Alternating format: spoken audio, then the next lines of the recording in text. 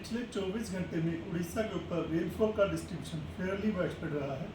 इसके अलावा जो 12 जगहों पे हैवी रेनफॉल दर्ज किया गया है। सबसे अधिक वर्षा केंद्रपाड़ा के पटामुंडई में 102 मिलीमीटर दर्ज की गई है। हाईएस्ट मैक्सिमम टेम्परेचर बोध में 37.5 डिग्री सेल्सियस ऑब्जर्व किया गया है।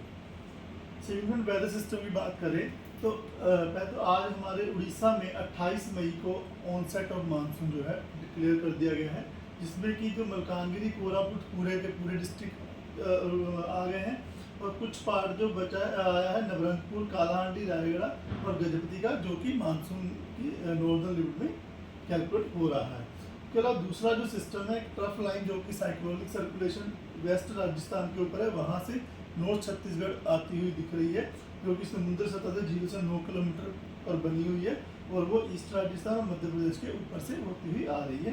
तो इसकी प्रभाव की वजह से जो है बारिश रहेगी हमारे नॉर्थ इंटीरियर उड़ीसा की तरफ। और अगर बात करें सिस्टम की, तो जो कि एक कल का लो प्रेशर एरिया था, वो सुबह में well marked low pressure area बन गया था north west bay of Bengal के ऊपर ऑफ उड़ीसा कोस्ट के ऊपर, वो परसिस्ट कर रहा अभी। उसकी जो साइक्लोनिक सर्कुलेशन है वह समुद्र सतह से 7.6 किलोमीटर ऊंचाई तक बनी हुई है और ऊंचाई के साथ वो दक्षिण दिशा की तरफ टिल्टेड है, झुका हुआ है। यह सिस्टम जो है स्लोली धीरे धीरे नॉर्थवर्ड मूव करने की संभावना रख रहा है और यह अगले 24 घंटे में नॉर्थ बे ऑफ बंगाल के ऊपर डिप्रेशन बनने की संभावना रख रहा है। यह डिप्रेशन में बदल जाएगा, कंसंट्रेट हो जाएगा।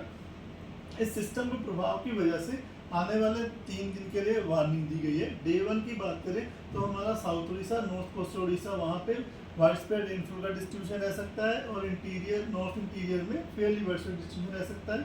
वार्निंग में बात करें तो आइसोलेटेड प्लेस में थंडरस्टॉर्म, लाइटनिंग और जो गस्टी सर्विस विंड है जो 30 से 40 kmph 30 से 50 kmph के बीच में तो चलेगी, वो लगभग सारे उड़ीसा में चलने की संभावना रह रही है हर डिस्ट्रिक्ट में।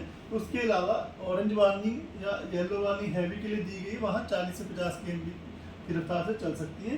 तो ऑरेंज वार्निंग में हैवी टू वेरी हैवी जो डिस्ट्रिक्ट दिए गए हैं भद्रक, केंद्रपाड़ा, जगत सिंहपुर, गंजम, गजपति, रायगढ़ और कोरापुट डिस्ट्रिक्ट शामिल है। और दूसरा हैवी रेनफॉल में बालासोर, जाजपुर, कटक, खुर्दा, पुरी, नयागढ़, कंधमाल, कालाहांडी, नवरंगपुर, ये सब डिस्ट्रिक्ट हैवी रेनफॉल आइसोलेटेड होने की संभावना रख रहे हैं। इसकी वजह से येलो वार्निंग दी गई है। 29 तारीख को भी होल उड़ीसा में फेयरली वाइडस्प्रेड डिस्ट्रीब्यूशन रह सकता है, क्योंकि कल सिस्टम जो है डिप्रेशन में बदलने की संभावना रख रहा है। तो और हम लोग एक्सपेक्ट कर रहे हैं लगभग येलो वार्निंग तो ज़्यादातर स्थानों पर रहेगी। Isolated place heavy to very heavy rainfall Mayurbhanj, Balasore, Bhadrak, Kendrapara district में आने की संभावना है। और हैवी रेनफॉल जो है क्योंझर, ढेंकनाल, जाजपुर, कटक, जगत सिंहपुर, नवरंगपुर, कोरापुट, मलकानगिरी इन डिस्ट्रिक्ट में आ सकती है। इसके साथ साथ थंडरस्टॉर्म, लाइटनिंग और isolated gusty service wind speed जो है 30 से 50 किलोमीटर प्रति घंटे की रफ्तार से चलने की संभावना है। डे 3 में जो है मयूरभंज, बालासोर, गजपति, रायगढ़, नवरंगपुर, कोरापुट, मलकानगिरी इन डिस्ट्रिक्ट में आइसोलेटेड हैवी रेनफॉल के लिए येलो वार्निंग दी गई है 30 तारीख को। उसके बाद डे 4 में स्कैटर्ड रेनफॉल का डिस्ट्रीब्यूशन रह सकता है। 31 तारीख को 1 जून में जो है हमारा isolated rainfall distribution north coast Orissa और साउथ उड़ीसा में रह सकता है। 2 और 3 तारीख को जो है गजपति, रायगढ़, कोरापुट, मलकानगिरी में आइसोलेटेड डिस्ट्रीब्यूशन रहने की संभावना है 2 और 3 जून को। टेम्परेचर फोरकास्ट की बात करें तो टेम्परेचर फोरकास्ट में अगले 6-7 दिन में ज़्यादा बदलाव नहीं देखा जा सकने की संभावना है।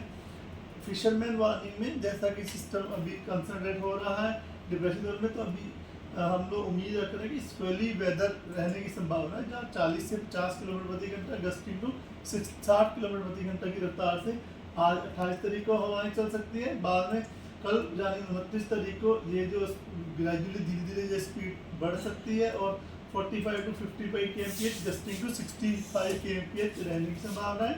उसके बाद जो विंड स्पीड है धीरे धीरे कम हो सकती है। 30 मई को 40 से 50 किलोमीटर प्रति घंटा गस्टिंग टू 60 किलोमीटर प्रति घंटा।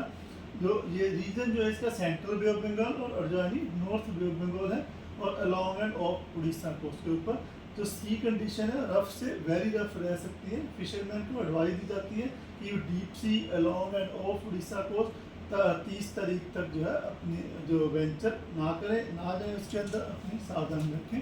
पोर्ट पे भी जो हमारे चारों पोर्ट्स हैं वहाँ चारों पोर्ट्स के ऊपर LC3 सिग्नल हम लोगों ने पोस्ट कर दिया है तो वो पोर्ट भी अपने सावधानी जो अपने शिप ऑपरेशन है रेगुलेट करें। धन्यवाद।